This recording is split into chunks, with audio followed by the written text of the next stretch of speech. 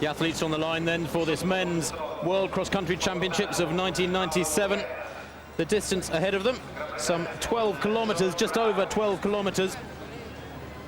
And a very, very strong field indeed, particularly, of course, from those Rift Valley nations, Ethiopia and Kenya, and maybe the Moroccans from North Africa, expected to dominate this one. The big question mark hangs over a couple of names from Europe, whether or not John Brown from Great Britain and Guerra of Portugal can get in there amongst the Africans and upset their record of one victory after another for so many years now. Paul Tergat probably starts as favourite, has won this title on the last 2 occasions for Kenya, heading here for his hat-trick. And after the Kenyans had spent their month in Embu at the training camp up in the Rift Valley, high in the Rift Valley, where they locked themselves away in effect and trained very, very hard, and only the survivors actually get taken to the World Championships. Tergat, we understand, is in great shape, slightly better than he's been on the circuit through most of this winter, where he's been beaten once or twice. Indeed, John Brown beating him 2 or 3 months back at Lodio in Spain. And as I say that, so Brown appears at the bottom of the picture there in the white vest for Great Britain. I can see Monaghetti too for Australia, who's come over to Europe for this race, and in 3 weeks' time the Flora London Marathon will be his main objective. But at the moment in this race, it's 1, 2, 3, 4 for the Kenyans there, spread out across the front of this course. Well, no big surprises there, really. There's Guerra, rowing 3:03, that red and green strip of Portugal in the centre, but the Kenyans, well, dominating things already here. Big, big field. Good to see John Brown got out fast and has got a clean run through these opening 100-metre stretches. 2:19 there, just right of centre. That's Benjamin Kosgei. 2:17 going through the bottom of the picture. Thomas Nyariki. There is such strength and depth in that Kenyan squad. Any one of 5 or 6 of them could go ahead and win this race. The challenge for the rest of the world is, well, to get as close to them as possible. I was going to say to stop them, finish ahead of them, but that is nigh on impossible. Remember, in recent years they've had the likes of John Ngugi winning 5 titles, William Sigai winning 2 titles. As I said, Paul Tergat winning a couple of titles and heading for his 3rd consecutive title here today, he hopes. Only Khalid Skar has interrupted that.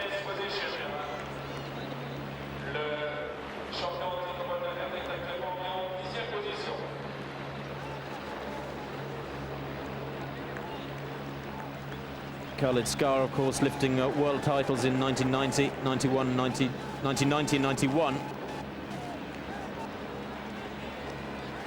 2:36 that first kilometre, and that's with corners and undulations and, of course, this nice soft grassed surface underfoot. You could probably call that around 2:30, and it really does highlight the necessity for speed at these World Cross Country Championships in the 1990s. You need to have plenty of speed in your legs, almost to be track fit, and there has been criticism of the courses used for the World Championships in recent years. For quite a few years now, people saying that it's too flat, too much like a road race or indeed a track race, and it doesn't really demand anything extra from the athletes than is required to run well on the road or the track.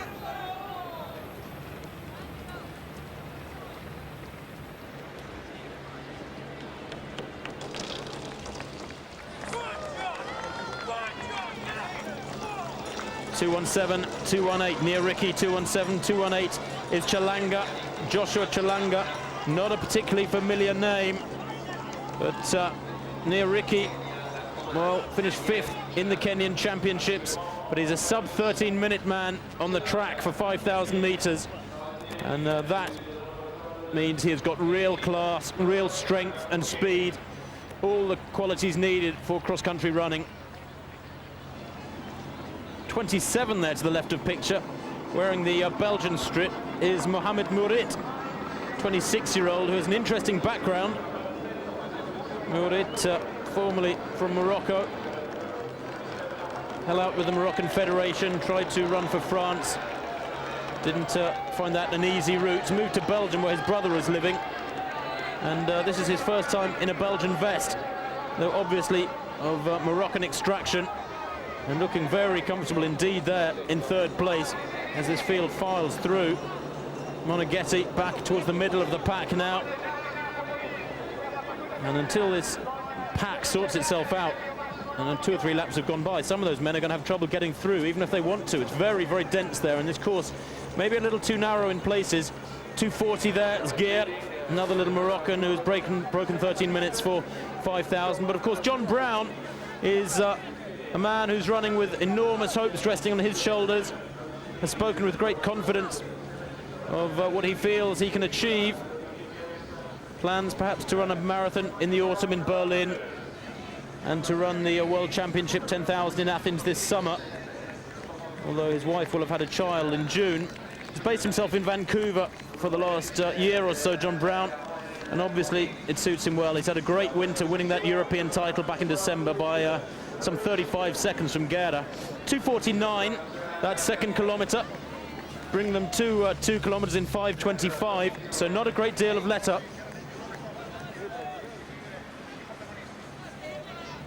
But that's Nyariki, who looks to be running very, very aggressively through this first mile and a half or so. The Kenyans do have a habit of working out their tactics and choosing somebody as what is in effect a sacrificial lamb to go out very fast indeed and draw out 2 or 3 of the other favourites, while their appointed winner, and that is virtually what they do, they choose who is going to win from their team, sits back, watches it unfold, watches the others battle out unnecessarily through the first half or 3/4 of the race, and then moves through in the latter stages when the early contestants least expect it.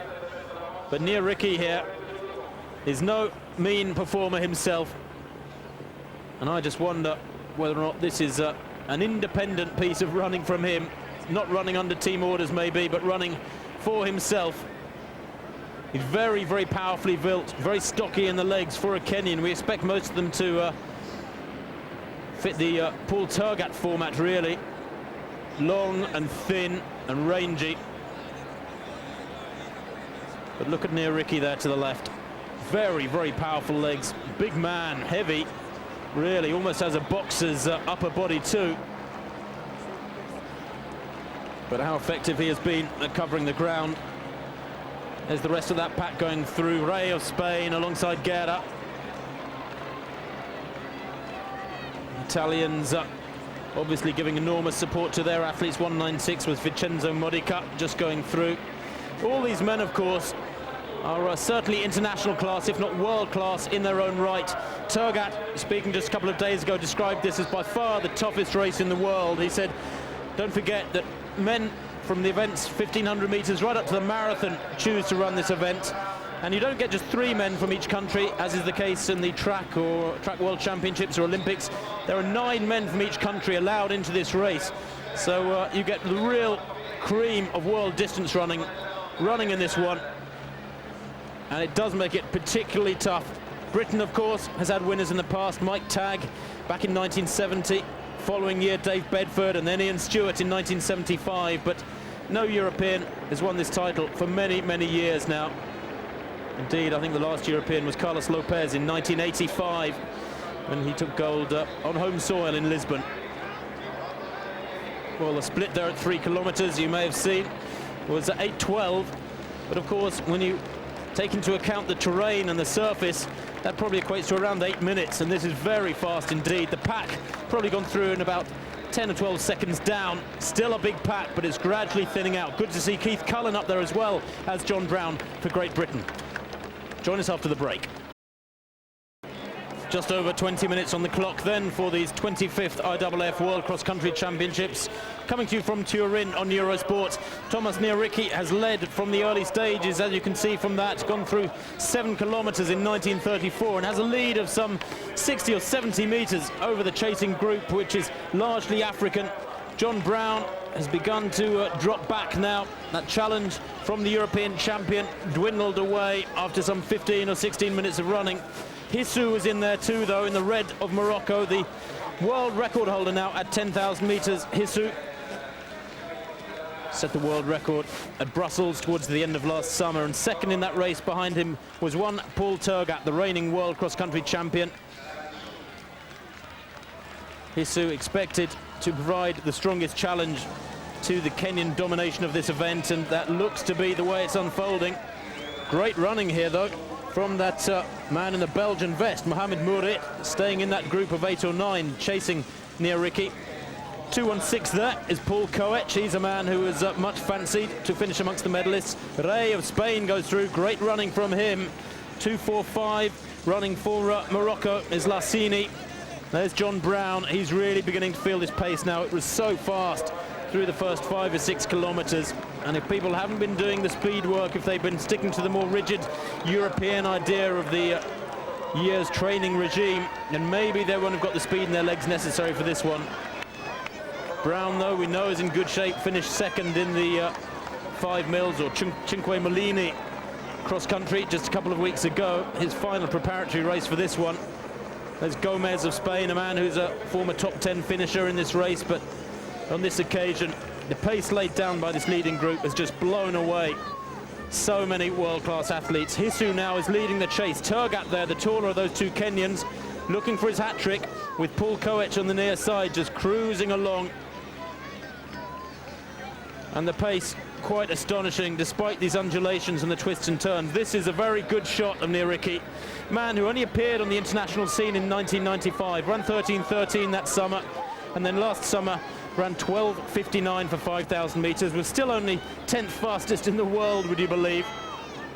But a man who's quite capable of running with the rest of these guys. Quite whether or not this would have been the best way for him to go for an individual medal is arguable. Coech leading that chase now. There's Tergat. Dr. Gabriele Rosa, his coach. Spends much of the year in Italy. Does Tergat. Rosa coaches a squad of some 60 Kenyans and himself travels down to Kenya and spends much time with his charges near Eldoret. And Rosa said just before this meeting that he felt, having watched Tergat and some of his compatriots training at their camp at Embu, that the twice winner of this title in 95 and 96 is in as good a shape as he's ever been in, and that is ominous for the rest of this field. Niariki too apparently was in marvelous shape at that training camp.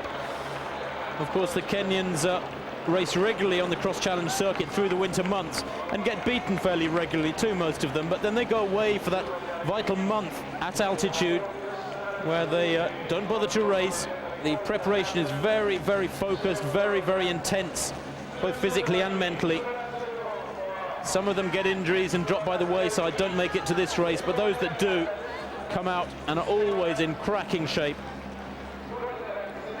And there's 5 Kenyans in that shot. The white vest towards the back of the group is Barmasai, who's wearing a slightly different strip to the rest of his team.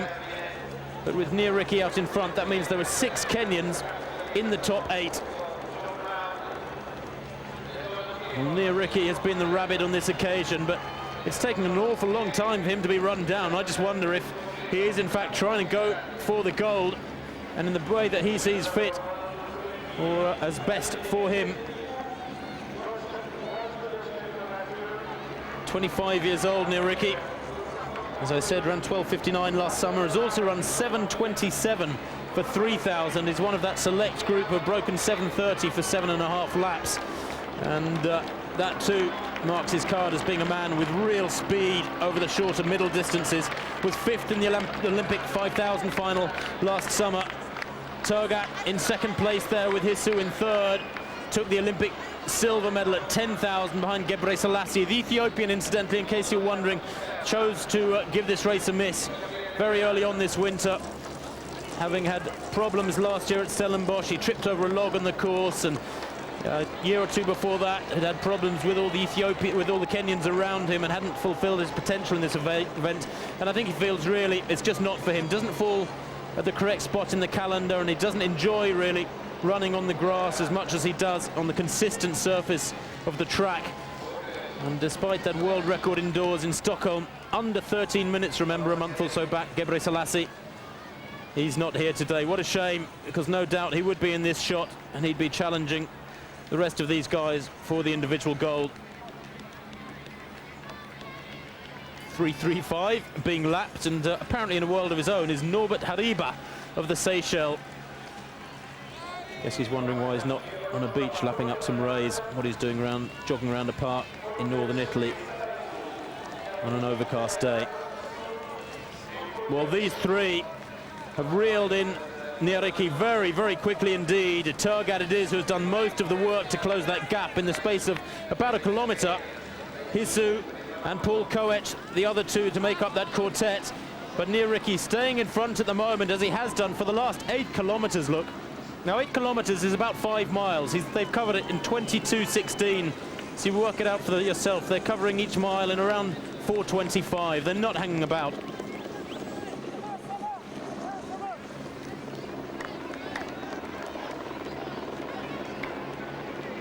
I had a chat with Moses Kiptanui in Paris at the World Indoor Championships a couple of weeks ago and asked him how he and so many of his compatriots run so fast through the winter months, while apparently doing the strength work required to have a good track season and of course reproduce that speed and more in the summer months.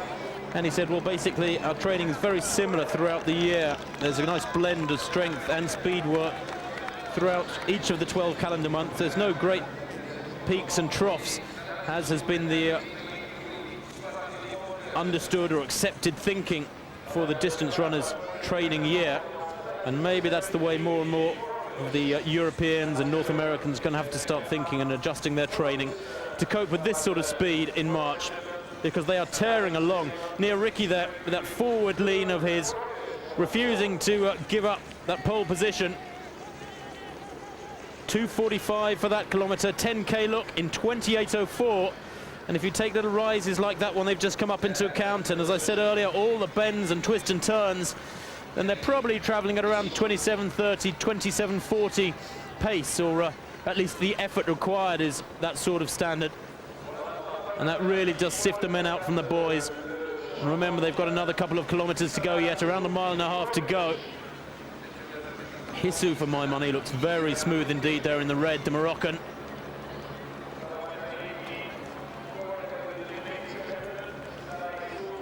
Of course, a man who has also broken 13 minutes for 5,000 metres, ran 12:50 last summer. Just beaten by Daniel Komen, another notable absentee and away from this race at the Grand Prix final. In northern Italy again, funnily enough. That was in Milan last September. And Hisu just beaten by Komen in another tremendously fast 5,000. And really, distance running pundits have had to readjust their thinking over the last 3 or 4 years.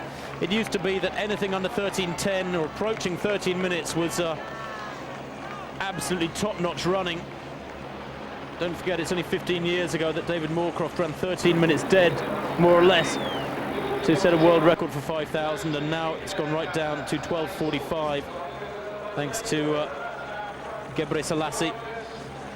But the thinking now is that you have to be breaking 13 minutes really to be in with a medal chance at the major championships. As that bell sounds and they head out for the final lap, Turgat has hit the front for the first time now. But around this stage last year, you may remember if you saw this event on Eurosport at Stellenbosch, in the 11th kilometre, Turgat just tore the field apart. It was all getting very cosy. There was still a group of half a dozen or so, and he threw in a kilometre of 2:29 for the 11th kilometre. He's at about that stage in this race today, but the pace has been just a little bit more demanding, I think, and there's certainly no apparent major acceleration from the reigning champion. Paul Koech there beginning to drop back as this battle develops into a 2-horse race between Turgat, the reigning champion, and Salah Hisu, the Moroccan, the world record holder for 10,000. More and more athletes going to be lapped now, and a little bit of traffic to be negotiated for Turgat. Remember, displays enormous strength, Turgat. Such an exciting prospect for the marathon when he chooses to run one. He set what was thought to be a world record for the half marathon last year, but the course had been adjusted just prior to the race day. without it being checked as regards the distance, and it was found to be just 40 meters short. He would still have broken the world record by a long, long way, but had it denied him. He ran 58.51. Well, if he had added on even 10 seconds to that, 58.51 would have become 59.01, and he would still have been world record holder by a comfortable margin for the half marathon. Those sorts of adjustments, sadly, not permitted. Hisu hits the front again, and Turgat tries to go with him, and the gap to the chasers grows once more. And it does look to be very much as though gold will be either for Hisu, man who hasn't tasted gold before in a major world championship like this, or it'll be a hat-trick for Paul Turgat of Kenya.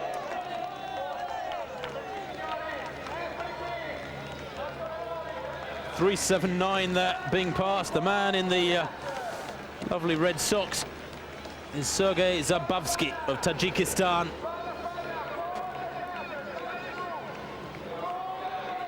Well, the lead changing hands every couple hundred meters. Apparently Turgat hits the front again now. Those long, long legs of his just keeping Hisu at bay. And this, if you like, is the rematch between these two, because when Hisu took Gebre Selassie's World 10,000 record at Brussels last summer, right at the end of the summer, it was Paul Turgat who finished in second place. Way inside 27 minutes, but a well-beaten second. And this is Hisu making it, trying to make it a second defeat in a major race for the Kenyan, who is not giving up easily on this downhill section. Hisu just skipping over that little obstacle, leans into that bend and pushes on hard as more men come into sight due to be lapped. But Turgat is hanging right in there, almost in the slipstream of the Moroccan, and the speed really that they're producing here almost requires the term slipstream, doesn't it? Certainly, if Hisu is in front, or we're going to take the lead like this, then he ought to push on hard. He ought to try and get a gap on Turgat, because really a 1 meter lead is no use at all. Turgat can sit there. Hisu isn't aware of the form of the Kenyan, isn't just aware of the position of him on the course when it comes to that vital sprint, which it might well do. And I can't really see the point. It's a bit like most people in a relay. They always want to take the baton 1 meter behind somebody rather than 1 meter in front of them in a 4x400. 12 kilometers there goes by, and still no let up in this pace. 12k in 33.41. They went through 5 kilometers in 13.52. And the second 5k was about 14.10. And now Hisu hits the front in this long home straight. Remember, we saw first of all Wami and then Paula Radcliffe perhaps misjudged their final efforts down this long, long straight. Now Hisu hits the front, and has he misjudged it? Because Turgat is a real speedster. They both are, mind you, but Turgat is very strong in the finishing straight. Hisu keeps checking over his shoulder. I wouldn't do that. I wouldn't give succor to the Kenyan. It will give him reassurance that he's worried. Turgat moves alongside Hisu now. They really aren't sprinting, are they? I think they're both so tired after 12 kilometers of very, very tough, hard racing that it's just a battle of real strength, this. Niariki has battled his way into third place. That's an astonishing run by the man who led for the first 10 kilometers. Paul Koech back in third place. Surely the Kenyans heading for yet another team gold here. And the sprint at last is on, almost as they're into the funnel. Turgat leads, Hisu a couple of meters down. Has the Moroccan got the strength to keep going here and come past Turgat? No, he hasn't. The Pirelli 1997 IAAF World Cross Country title goes to Kenya once more. Paul Turgat makes it a hat-trick. Hisu punches the air in frustration, takes the silver. Niariki takes bronze. That is perhaps the run of the day for me in many ways.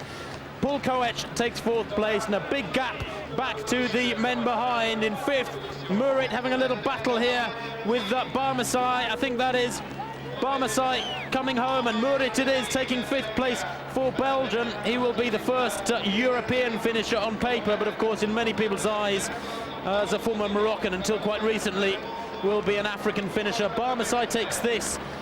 Kibor comes home in sixth place. In seventh place, rather, Zgir there is finishing in eighth place. Good run for the Moroccan, and the first European by birth. Julio Rey for Spain comes in 9th place. That's a marvellous run for Rey, relatively unknown on the international scene. Bulami in 10th, Gifar in 11th, Lassini, Mezegebu and John Brown in 14th place there to go with that 12th from last year. Well, there are the top 8 in this event, and once again you can see 5 Kenyans in the top 7. No doubting they will win the team race. Paul Tergat takes gold yet again. 3 consecutive titles for Paul Tergat, the 27-year-old. He takes gold ahead of Hisu of Morocco and Niriki of Kenya. The Moroccans take the team silver with 70 points behind the Kenyans 38. Ethiopia the bronze medals with 125. Portugal, Spain and Great Britain finished 4th, 5th and 6th in the team race. John Brown backed up by Stevenson, White, Pearson, Bristow and Pugsley. Well, I hope you've enjoyed this coverage on Eurosport of the World Cross Country Championships. From me, Tim Hutchings, for now, it's goodbye.